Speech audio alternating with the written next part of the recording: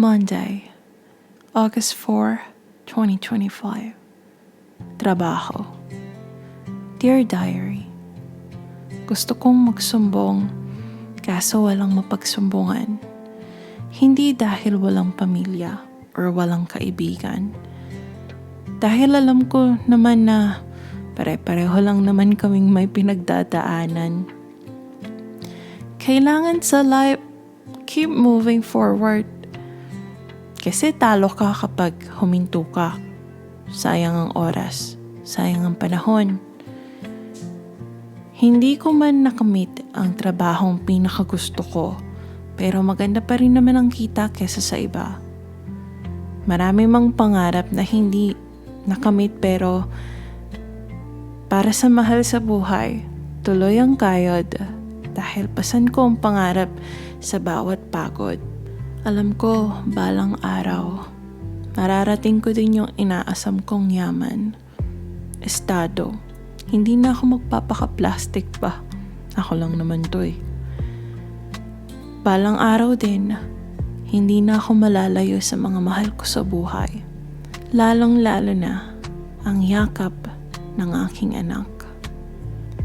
Ngunit, hindi maiwasan na mag-breakdown.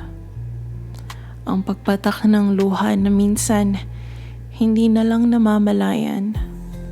Sa trabaho, kahit sang sulok ka pa ng mundo, laging may pagsubok. Mga among mapang-abuso, mga katrabahong hirap pakisamahan. Pero kahit mahirap, titiisin, pipilitin at lalabanan. Minsan may panahong pakiramdam ko na ako ay api. Sa tuwing ako'y hindi tinatrato ng tama. Bakit? May pinag-aralan naman kasi ako eh. Alam mo yung masakit na lalo na sa ating mga Pilipino na lagi nilang sinasabi na ang tunay mong kayamanan ay edukasyon, na lagi ring sinasabi ng mga magulang na ito lang ang katangi-tanging maipapamana nila sa'yo. Kaya minsan masakit tanggapin. Dahil kahit may pinag-aralan ka at mas marunong ka, you can't always use it because the reality of life is cruel, that it's all about money, position, or status, or fame. Kung wala ka nun, talo ka.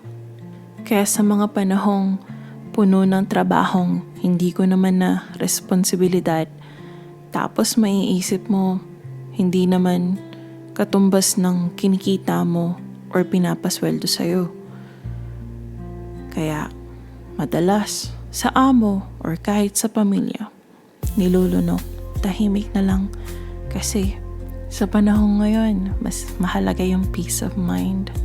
Pag hinayaan mo yung sarili mo na malubog sa emosyon, sa mga bagay na wala ka naman na magagawa, lalo ka lang lulubog, lalo ka lang walang magagawa para paguhin kung ano man yung sitwasyon mo ngayon.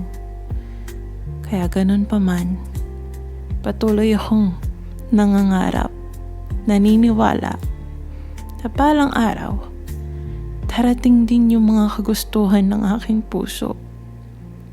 Tiwala lang sa taas. Yun lang. Yun lang naman ang tanging pinangahawakan natin.